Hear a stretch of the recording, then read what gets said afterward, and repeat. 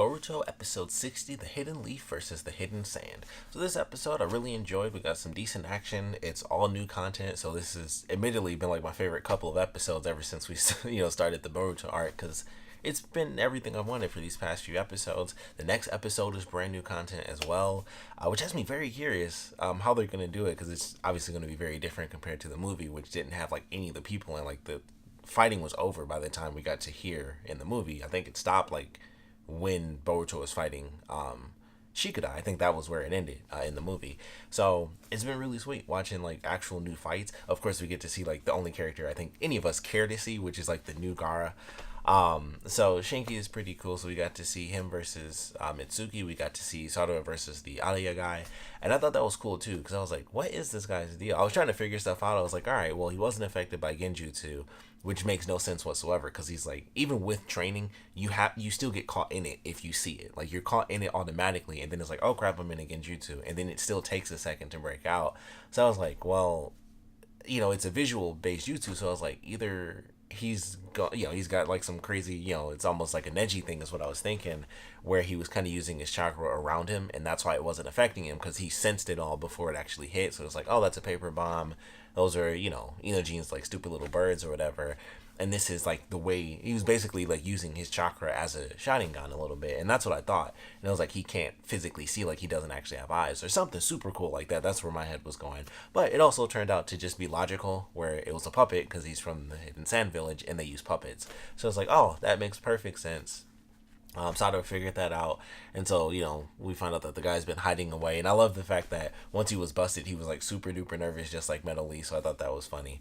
But I was like, all right, that's kind of a cool way to do that. So Sato ends up winning that fight because he takes off scared, and then we go into Shinki versus Mitsuki, which was definitely a sweet fight, and that was just fun. I just love watching that in general. I thought the animation, like during the actual fight, for their fight specifically, I thought the animation like kind of kicked up for a little bit, especially the scene where Mitsuki does like the lightning snake. I thought that was like the coolest looking scene. Like everything got dark because the lightning was so bright, so it was everything got dark around it, and it just looked cool. And it was a cool like long shot where it was just like him and the snake, and the snake was like half the screen almost. I was like, that's a really sweet shot. So I love the way that looked, and their fight was definitely fun. Then we got to see a couple of different moves. Some of the moves reminded me of old stuff, like of course Mitsuki having like the snake burial thing. They kind of did the sand burial when Shinki had him up in the air. The snake burial reminded me, of course, of Kakashi. Like that's what I always think of when anyone does an underground move. The first move I think is Kakashi. So I thought that was really cool. Just the fight in general, I thought was sweet. Mitsuki had some sweet moves, like him having the snakes like shoot out of the ground. I thought was cool. And then of course burying Shinki, but of course that was this Iron Sand clone, so that was cool. But all of it was sweet. Him doing like the fake ploy to let Mitsuki think that he destroyed his chakra, or, he like broke down the wall and all the sand just dropped, and then he dodges him and he just has like the one giant metal fist. I was like, well, that's definitely cool. Or I guess it would be the Iron Fist. But that was sweet. I was like, well, that's a cool little move. And he doesn't bring all the sand up. It's just, the one arm. And we actually get to see him in his full outfit, which is just the normal, sand armor. Cause I was curious what he looked like underneath it. It's not as cool. Admittedly, it's just like, oh, he just looks normal without it. So it's cool when he has like the cloak and he makes like the giant, super extra fancy hood, like he's going somewhere. And it's like, it's almost like it's puffed out, but obviously it's just moving sand. But I thought that was cool. I was like, all right, so, he kind of tricked him and he dodged and he pulled some of the sand up and hit him against the wall. And then Mitsuki's like, all right, well, I could go Sage Mode, which of course we all wanted to see. And I was like, well, that'll be sweet. And then of course he decides, well, if I did that, then it would mess up my dad's plan. So, I gotta quit. And it was like, oh, well, that really sucks. As far as I'm concerned, I was like, well, that just blows, because I wanted to see him. I think that was the second time that they didn't do it, because the first time they totally skipped over it when they were doing the Genin exams. He did it, but they skipped over it. And then this time it was just like, no, I can't do it because that'll ruin the plans, because everyone will see it. So it was unfortunate, but he decides to give up, and then that ends with Shinki, Sarada, and Boruto as the three finalists, which I thought was interesting, because I was like, oh, they clearly changed up the rules. Although maybe they didn't, now that I think about it, because I was like, man, that's weird. They did do that in the original. They never finished the fights in the original either, because Gaara went insane, so they technically never had the ending. So maybe it could have ended with three people in the original series as well, because I was like, oh, I was thinking that as I was watching it. I was just like, man, they never really did this, and now it comes to mind like, oh, they never finished it back then either. So they just never seem to finish. Who knows what the rules really are by the end? But apparently, it's just an all-out battle against as the final people get down to it. So we have Boruto, Sarada, and Shinki, and of course Boruto and Sarada decide to team up to take him down in the next episode. So I'm super excited for that because it's 2-on-1, so we'll get to see him really go out, even further because he was dealing with Mitsuki, who was already strong enough, where we got to see more than he did with Chocho. So I like the way they're kind of elevating his character, where it's like, all right, here's him against Chocho, where it was some simplistic stuff. We got to see him do the giant arms to kind of hold her down. With this one, we got to see a lot more content from him, like him dropping the sand because he knew he had to kind of trick Mitsuki to get close. So doing different techniques and the sand burial sort of stuff. So it was like, all right, this I think is cool. And now just based on the promo, it seems like he had he's utilizing even more sand and he's making the giant arms again. So I'm definitely looking forward to that. But should be a fun episode. I'm really excited to see how they do the action in it and just how it's going to play out in general based on what I know of the movie story. I'm curious if it just continues and it just ends, or just how they're gonna kind of weave it in and how they decided to change it, because it's so different now because we had a million more fights compared to the movie. So I'm looking forward to how it's gonna get back to what I'm familiar with. So I'm curious how different that's gonna be, but definitely looking forward to it. They seem like they're kind of going into the route of Boruto utilizing his lightning style, like he can't use Chidori and stuff like that, but he has he's favorable with lightning style techniques. So it's like, okay, that should be interesting. I'm pretty sure Sasuke said that was like his nature was lightning nature.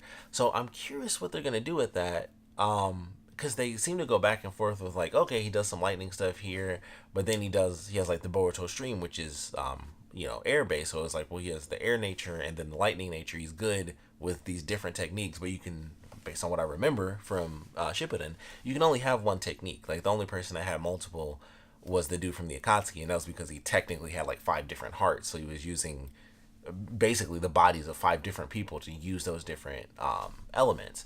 And that technically wasn't even nature. That was just him just using different techniques perfectly. And it was like, oh, he shouldn't be able to use all of them this well.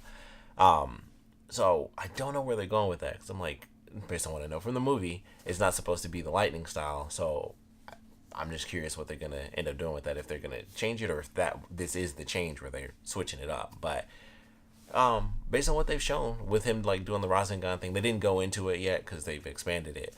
But based on what they showed there, they're going to kind of stick to what the actual story is. I don't see how they could possibly do it anyway without that, because that was partly how they like won in the movie, was some stuff with Boruto and his ability. So I was like, all right, if they change it, that's a huge change.